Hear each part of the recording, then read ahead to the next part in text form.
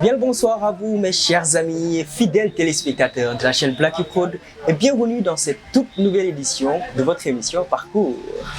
Parcours, oui, ce rendez-vous absolument exceptionnel qui nous amène tous ensemble à chaque fois à la découverte de la vie d'un jeune entrepreneur spécial qui vient nous partager son parcours entrepreneurial afin non seulement de lui permettre de présenter son projet au grand public, mais également de vous inspirer, vous, mes très chers jeunes entrepreneurs ou bien futurs jeunes entrepreneurs. Alors, comme vous pouvez le voir les amis, aujourd'hui nous sommes à l'Amour Café et vous l'avez bien compris, c'est ici que nous attend notre invité du jour. C'est parti.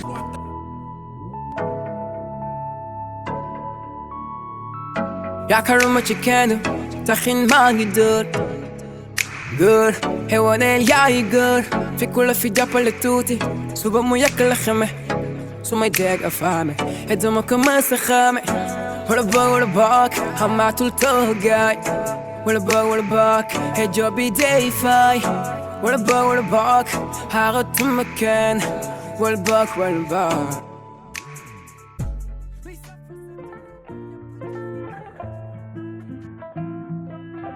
Fantastique le boy.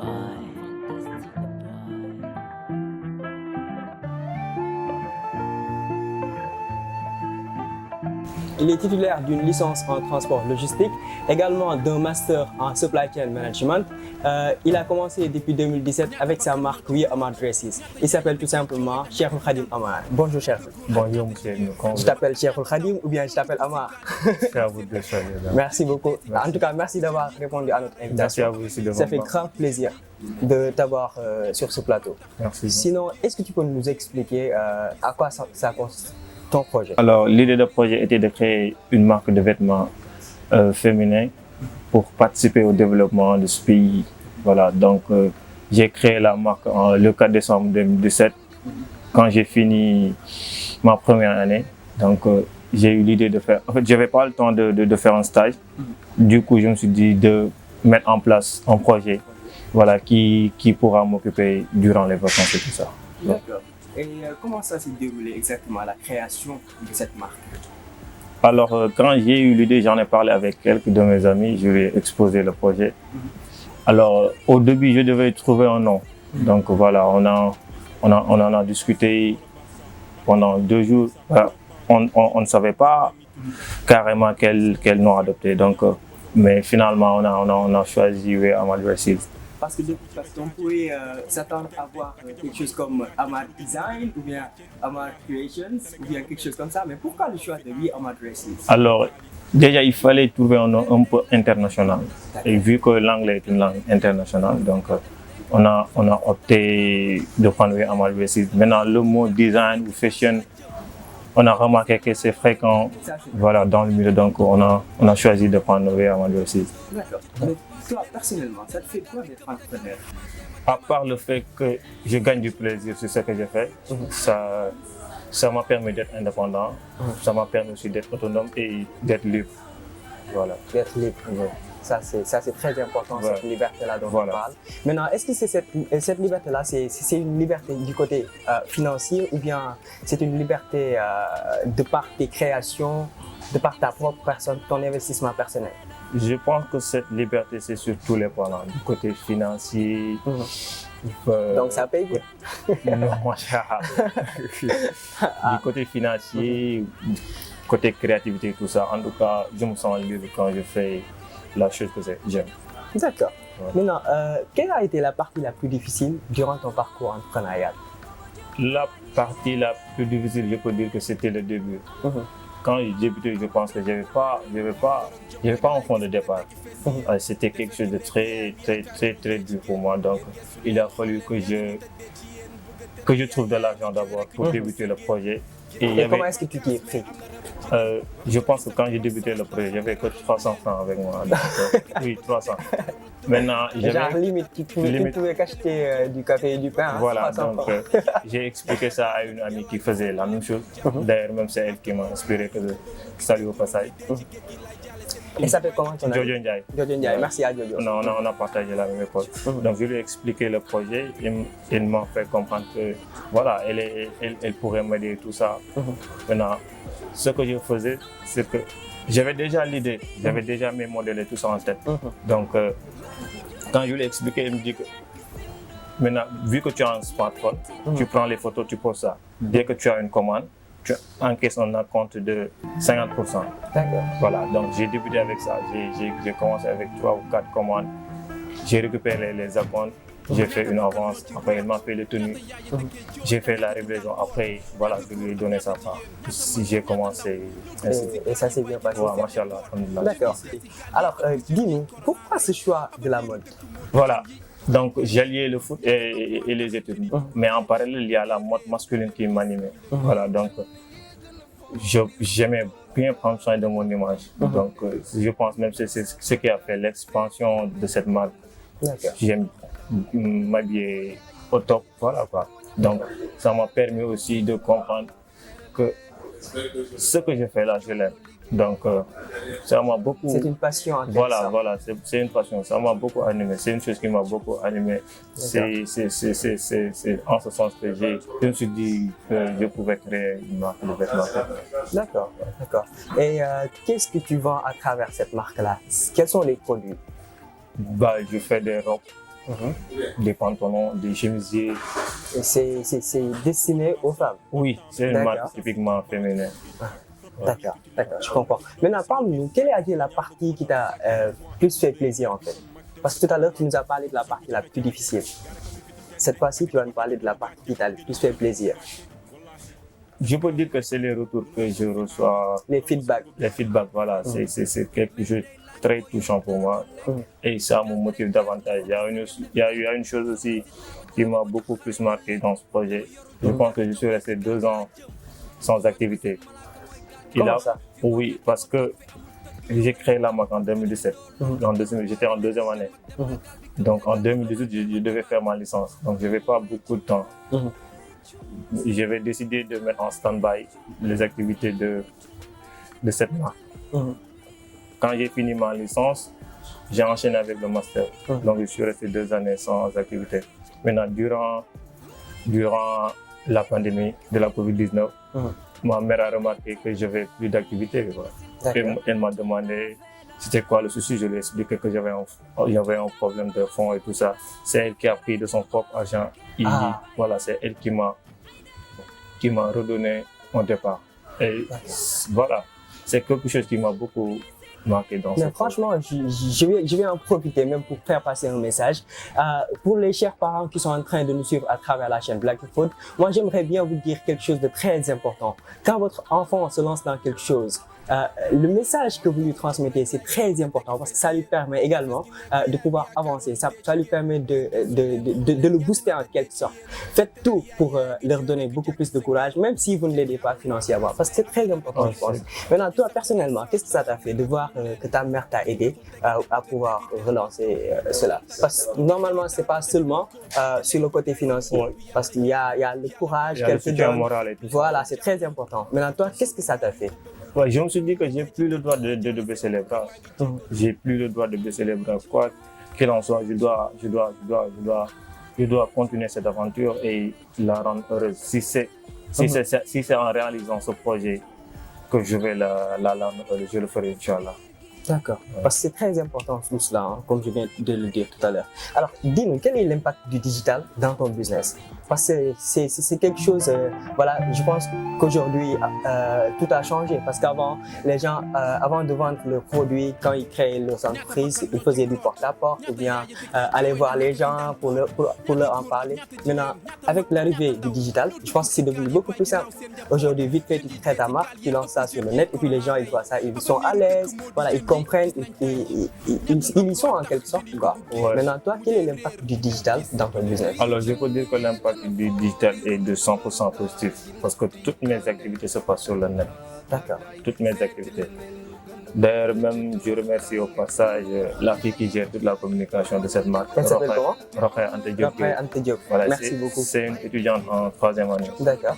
Dans mon école, donc c'est elle qui gère tout ce qui est communication digitale et tout.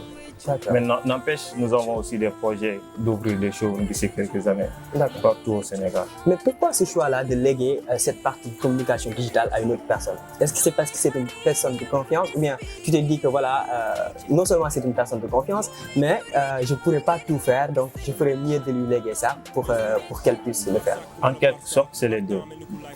Je ne pouvais pas tout accaparer. Je ne pouvais pas tout faire moi-même. Parce qu'il y en a des personnes qui veulent toujours tout faire en fait. Ouais, bon, moi personnellement, je ne me suis pas accaparé de tout. J'ai décidé de déléguer certaines tâches à Anta, vu qu'elle a des aptitudes en communication et tout. Et je lui fais entièrement confiance. Et elle gère bien. Oui, machallah. Elle gère bien. Tout ce qui est visuel, c'est elle qui réalise. C'est elle qui gère. Voilà. D'accord. Maintenant, est-ce que tu peux me parler de la garantie que tu offres à tes clients pour qu'ils, ou bien qu'elles, puisque ce sont des filles, pour qu'elles viennent acheter chez toi? Quelle garantie est-ce que tu leur offres? Est-ce que tu testes tes produits avec des gens et que tu fasses, est-ce que tu fais des shootings, des séances de shooting pour leur proposer tout ça avant cela? Oui, je fais ça. D'accord. D'habitude même, mes activités se passent comme ça. D'accord. Je fais les tenues, après je fais un shooting, puis on se lance sur les publications. Maintenant, en retour, on a des commandes, voilà, on gère ça comme ça. D'accord, Ouais. d'accord, c'est parfait. Maintenant, j'aimerais bien te poser une question vite fait pour que tu me dises comment est-ce que tu trouves la jeunesse sénégalaise. Est-ce que cette jeunesse est entreprenante ou bien est-ce que voilà, la jeunesse a beaucoup d'autres choses dans la tête à part l'entrepreneuriat? Alors, je vais essayer de subdiviser la jeunesse sénégalaise en trois parties. Il y a une jeunesse inconsciente. Il y a une jeunesse qui s'attarde que sur les futurités. Mais il y a une fine partie de cette jeunesse qui sont consacrées à l'entrepreneuriat, ou qui essaie De faire quelque de chose. faire des activités Qui essaie génératrices d'avancer. de revenus. Voilà, donc ces trois parties-là, et cette jeunesse est plus concentrée sur cette partie qui est focalisée sur les futurités. Je pense que ça nous retarde un peu. Donc, quand tu pars en Chine, ce sont les Chinois qui ont construit leur pays. États-Unis de même, Russie de même, partout dans le monde c'est comme ça. Mais nous, ici notre jeunesse, on est trop focalisé sur les futurités. Et je pense que la première ressource à gérer dans ce pays, c'est les ressources humaines. Comment ça? Alors, Parce qu'il y a ce que l'on appelle les ressources naturelles. Les gens parlent de gérer les ressources naturelles. Maintenant, pour gérer ces ressources naturelles-là, on a besoin d'une très bonne ressource humaine pour pouvoir entretenir cette ressource naturelle. Voilà. Donc, ces ressources naturelles-là seront gérées par des personnes. Et si cette population n'est pas de qualité, comment elle pourra gérer ces ressources naturelles? Ça sera un peu compliqué. De ce fait, avant de gérer ces ressources naturelles-là, il faut gérer les ressources humaines d'abord. Mettre quelque chose dans la tête de ces Sénégalais. C'est ça qui pourra nous aider. Voilà, C'est en quelque sorte ça. Maintenant, qu'est-ce que tu penses du rôle du gouvernement ou bien des incubateurs par rapport à la jeunesse pour conscientiser cette jeunesse-là à entreprendre, pour les accompagner, ceux qui sont déjà dans l'entrepreneuriat? J'ai l'habitude de dire que l'État ne peut pas tout faire. Déjà, Ça, c'est vrai. l'État ne peut pas tout faire. Il y a certaines choses, ça doit être un problème de tous. Le fait d'entreprendre ne nécessite pas d'attendre l'État. Il y a les Anglais qui disent the best help is the self-help. Le meilleur des aides, c'est l'aide que tu fais à ta propre personne. Donc, il faut. Et je confirme cela en disant la charité bien ordonnée déjà. Commence par soi-même. Voilà, donc il faut commencer par quelque chose pour que quelqu'un puisse t'aider. Mais tu ne peux pas avoir les bras croisés et demander de l'aide de l'État ou quelque chose comme ça. Non. Il faut que tu sois dans quelque chose pour qu'on puisse t'aider sur cette chose-là. Aide-toi et le ciel t'aidera. Maintenant, en dehors de la satisfaction de la clientèle, quel message fais-tu passer à travers ta marque? C'est l'exemple que je te donnais tout à l'heure quand on discutait. Juste avant l'émission. Voilà. Je me permets de dire voilà, qu'on a pris un peu de temps pour discuter, pour échanger pas mal de choses. Et j'avoue que j'en ai appris beaucoup de choses. Voilà. Maintenant, explique-nous, quel message est-ce que tu fais passer à travers ta marque? Alors, je disais que une Salama ou une Bayang Alida ou une Marigna ou Madeleine Dramé pour acheter une robe à $1000 à New York. Tu viens sur Dakar, la robe ne fait pas d'effet. Tu vois cette même personne qui part à Colobane, qui achète le même tissu moins cher, qui paye un terre moins cher, qui lui fait cette même robe avec un effet plus impactant que celle de Massimo Dutti ou de Zara ou de quelque chose comme ça. Le message que je veux faire passer par là, c'est qu'on doit faire confiance aux jeunes qui sont ici. Voilà, aux jeunes qui sont ici, à nos jeunes terres. Le message que je veux lancer, c'est d'essayer de consommer local. D'accord. Si on ne peut pas consommer local en 100%, essayons de le faire à 60-75%. D'accord. Voilà, c'est le message que j'aimerais faire passer. D'accord. Maintenant, tout à l'heure, tu nous as donné un exemple très pertinent en disant, voilà, les gens, au lieu d'acheter chez nous, ils préfèrent acheter chez Zara ou bien Louis Vuitton, peu importe. Maintenant, qu'est-ce qui fera, en fait, cette différence-là de la consommation locale? Qu'est-ce que ça va apporter de plus à ce pays, selon toi? Déjà, le fait de côtoyer les terres ici. De les encourager, Parce qu'il y a de la haute couture ici au Sénégal. Il y a de la haute couture. Il y a des gens qui font bien leur métier. Déjà, quand j'ai fait ma dernière collection, quand j'ai fait les publications et tout, il y a pas mal de gens qui m'ont demandé si ces tenues ont été confectionnées ici. Je l'ai bien dit, bien sûr, c'est des terres de Colobane qui ont confectionné toutes ces tenues. Mais ce genre de question-là, c'est pas un peu, je dirais, pessimiste par rapport à notre pays. Les gens disent, quand c'est joli, on dit, est-ce que ça vient d'ici? Pourquoi cela, selon toi? Je pense que c'est un sentiment d'infériorité. Explique-moi. Alors moi, je pense concevoir tout ce qui est beau, tout ce qui est joli, doit venir de l'extérieur. C'est impossible. Ta chemise, elle est faite ici, non? Bien sûr. C'est de la qualité, non? Carrément. Tu t'y sens bien? Oui, carrément bien. C'est quoi la différence entre cette chemise et la chemise de Zara? C'est quoi la différence? Peut-être le tissu. C'est des détails. Bien sûr. Bien sûr. Et même si on consomme local, ça pourra aider l'économie de ce pays. Bien sûr. Parce que les gens qui sont ici, ils travaillent et ils ont besoin de ça. Et d'ailleurs, même j'en profite pour souligner l'immigration clandestine. Parce que si on se dit que voilà, les jeunes qui sont là, ils n'arrivent pas à trouver du travail et qu'ils prennent les pirogues pour y aller, vraiment ça pose problème. Et c'est surtout parce que nous, entre nous, les Africains, on ne s'entraide pas et tout ça. C'est notre seul souci. On ne s'aime pas, on ne s'entraide pas. C'est ça notre seul problème. L'Africain ne veut pas voir son frère africain développer. Et c'est ce que nous avons. Maintenant, comment faire pour éliminer cela selon toi? Ça sera un peu compliqué, mais non, c'est quelque chose que je crois vraiment. L'unicité africaine. Maintenant, depuis tant d'années, il y a des hommes politiques qui parlent de l'unité africaine et tout ça, mais c'est quelque chose qui est bien possible. Si on arrive à regrouper nos forces, je pense qu'on sera le meilleur continent. D'accord, c'est parfait. Maintenant, est-ce que tu peux me dire quelque chose par rapport à la marque, genre les perspectives? Où est-ce que tu vois la marque Louis Amad VI d'ici quelques années? À l'échelle internationale, bien sûr. Oh, c'est clair. À l'échelle internationale, j'aimerais bien concurrencer les grandes marques. Ouais. Et ça va arriver. Oui, et j'y crois. Voilà, il faut juste croire en soi. Oui, j'y crois absolument. Tout à l'heure, tu nous as parlé des showrooms que tu voulais mettre en place. Oui, ça, c'est des projets à venir. D'ici quelques années, j'aimerais bien ouvrir des showrooms dans tout Dakar et dans le Sénégal. Maintenant, à partir de cela, nous pouvons viser le continent et puis l'international. Et dans ce cas de figure, faut pas m'oublier. Si ça arrive, hein, ah non, ça, je vais juste m'habiller avec le Louis Amad VI. C'est clair. Maintenant, place au jeu. Parce que cette émission, c'est pas tout simplement venir apprendre et s'en aller, comme j'ai l'habitude de le dire. On vient ici, on passe du bon temps, on rigole un peu. Voilà, donc j'ai créé un jeu pour l'émission. Voilà, maintenant, pour le jeu, je t'explique rapidement le concept. Moi, j'ai le droit de m'exprimer en français, en anglais, en wolof, bref, dans la langue que je veux.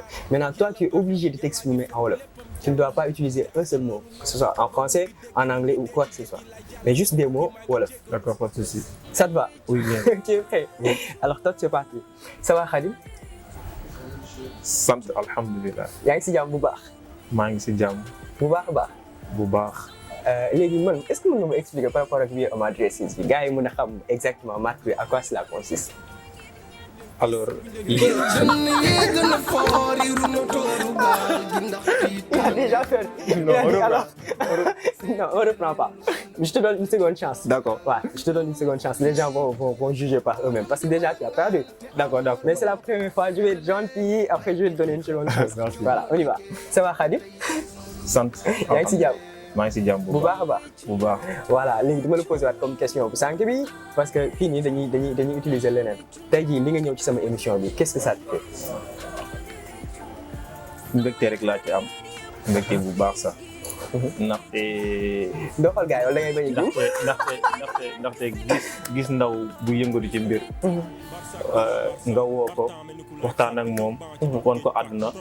loolu yombul Donc, il a perdu 2 fois. Donc, c'est fini, c'est bon. Juste pour dire, voilà, notre jeunesse a tendance à parler souvent français, qu'on ne peut même plus prononcer une seule phrase en Wolof. C'est grave, je t'assure, c'est très grave. Ouais, c'est un peu compliqué. Je sais pas, mais c'est très grave. De parler pendant 1 ou 2 minutes en Wolof sans y mettre des mots en français ou en anglais, c'est un peu compliqué.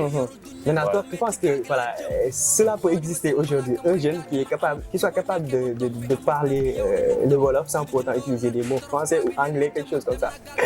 Je ne pense pas que ça soit possible. Mais déjà, l'impossible n'existe pas. Ouais. Mais vu que, voilà, avec très rare, en tout cas. Ouais, ça sera un peu compliqué. Déjà, tu vois des illettrés, même quand ils parlent Wolof, ils prononcent des fois des mots en français ou en anglais. Voilà, même s'ils ne s'en rendent même pas compte. C'est quelque chose de très fréquent dans ce pays. Mais quand même, voilà, on doit parler Wolof. Quand même, carrément, parce que c'est notre langue locale. C'est notre langue locale, donc on doit essayer de parler Wolof le plus souvent possible. D'accord. En tout cas, c'était un plaisir de te recevoir ici sur ce plateau. Est-ce que tu peux me donner ton mot de la fin? Alors, je tenais juste à remercier d'abord l'équipe de Blacky Prod et à toi aussi de m'avoir invité dans ton émission Parcours. Je tenais aussi à remercier toutes les personnes qui m'ont soutenu jusqu'ici, ma famille, mes parents et tout. Et j'ai un cercle d'amis qui m'ont beaucoup aidé. Ils m'ont beaucoup accompagné dans ce projet. Parce que l'entourage, c'est important. Voilà, il faut bien s'entourer de bonnes personnes. Et ces gens-là m'ont beaucoup aidé. Ils se reconnaîtront à travers cette vidéo, ce message que je tiens beaucoup à eux et je les remercie énormément. Je remercie aussi Jambar. C'est un cadre de réflexion et de concertation qui pousse des jeunes à l'entrepreneuriat, mais qui promouva la consommation locale. Jambar créé par qui? Par Sivolkan, le professeur Sivolkan. De l'IAM. De l'IAM. D'accord. Je le salue au passage et toute l'équipe de Jambar. D'accord. Et je présente aussi mes sincères condoléances aux familles qui ont perdu quelqu'un dans les pirogues. Dans l'immigration clandestine. Dans l'immigration clandestine et dans cette pandémie, la Covid-19. Et merci, en tout cas, je suis vraiment content de cette émission, je suis vraiment content de cette invitation. C'était un grand plaisir, très franchement. Merci beaucoup d'avoir été là. Merci. Et à très vite, Inch'Allah. Allez, bonne continuation. Alors, mesdames et messieurs, amis très chers téléspectateurs, nous voilà vers la fin de cette émission. Mais dama ci profiter rek wax benn message boo xamante ne ça me tient à cœur, ça me tient vraiment à cœur. Pour ceux ñi nga xamante ne ñoom dañuy jël li nga xamante ne moo di gaal yi pour dem def li ñuy wax immigration clandestine. Juste pour vous dire que c'est possible ici. Restez ici dans votre pays, ngeen def lépp li ngeen xamante ne moom ngeen mën pour réussir. Parce que gis nañ fi ay exemple yu bari. Tey jii suñu invité du jour bi muy Cheikh Khadim Amar exemple la ci am nañ ci ñeneen par exemple 6.9 am nañ ci Moustapha Guirassy mi créé bi école bi nga xamante ne mooy IAM ba xamante ne fa laay jàngee te bëri na y a beaucoup d'autres exemples yoo xamante ne ñu ngi dans ce pays. Donc moi je vous dis restez ici, faites des efforts. Tey jii ki nga xamante ne wërsëg fii la nekk bu soobee yàlla dina si jot sans pour autant muy risquer bio ou quoi que ce soit. Et j'en profite également pour présenter nos sincères condoléances aux familles des victimes qui ont perdu un proche dans l'immigration clandestine. Très franchement, ça fait mal au cœur de voir ce genre de choses-là. Et j'en profite également pour faire un appel à l'État du Sénégal pour qu'il fasse vraiment des efforts par rapport à cela. Parce que ça nécessite vraiment de l'investissement et au moins de s'intéresser à la jeunesse sénégalaise et de les accompagner dans leurs projets. Je tenais à dire cela. Maintenant, à part cela, merci beaucoup à tous de nous avoir suivis. C'était un immense grand plaisir de vous servir comme à chaque fois nous le faisons et nous comptons le faire davantage. Chaque émission, nous allons vous faire plaisir. Nous allons amener des jeunes exceptionnels ici sur ce plateau qui vont venir nous partager leur parcours exceptionnel, leur parcours entrepreneurial, afin non seulement de leur permettre de présenter leurs projets, mais également de vous inspirer, vous aussi, mes chers futurs entrepreneurs. J'en profite également pour remercier l'Amour Café qui m'a servi cette magnifique tasse de thé. Franchement, j'aime bien, c'est vraiment magnifique cette place-là. Vous pouvez venir ici pour passer du bon temps, passer du bon moment, pour manger, pour vous divertir. Bref, pour passer du bon temps. Amis chers téléspectateurs, moi je vous donne rendez-vous très bientôt pour une toute nouvelle édition de votre émission Parcours. Allez, ciao!